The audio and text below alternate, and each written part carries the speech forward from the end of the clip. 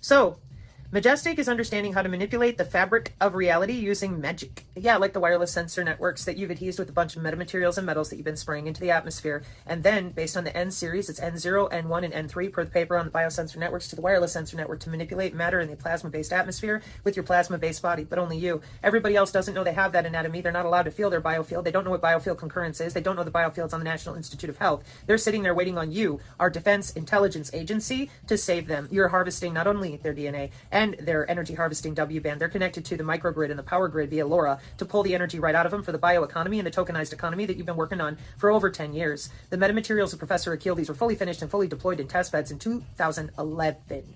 And so you've all been sitting here going to augmentation conferences, practicing with those air molecules to drive the drone with only your visualization and your thoughts since 2009. I have more papers now. And as if all that's not enough, your N-series augments from the inside out to have longer range and more dimensional access going up the tree, which they do describe here, but they do it wrong. They keep telling you that you're going to space. Never seen you go past the firmament.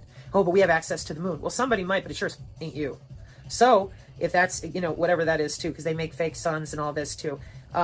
I don't want to get into it. I'm trying to leave that for other people to either fucking talk about it or don't, because I'm really busy. But if you don't, Project Luna with NASA, when you log in, it says MRI. You guys are not in space. You have different equipment that's hovering around us, low Earth orbit, but you've had that since 1865. No problem. That's what UW Whitewater, I was there. I saw the HP Census, who helped you with your sentient world simulation research before they turned it into the global information grid in 2005 with the Killbox update, 2006. Those are the papers I've already loaded with the Joint Chief of Staff and the PDF on the global information grid in 2009. And then you come into SIPRNet, NIPRNet, and the 2014 Computer Weekly article with the drone warfare and network-centric warfare being a problem with the international community. And there we are. And then they talk about Obama and his people just drone striking whoever they want. They weren't talking about the sandbox. They're talking about your civilian environment. That's why Jade Helm was run in 2015 for on-the-ground logistics.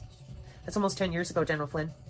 Do you notice how many people are still completely clueless as to the weaponry that's being executed here since 2011, and they paid for it? Makes you wonder.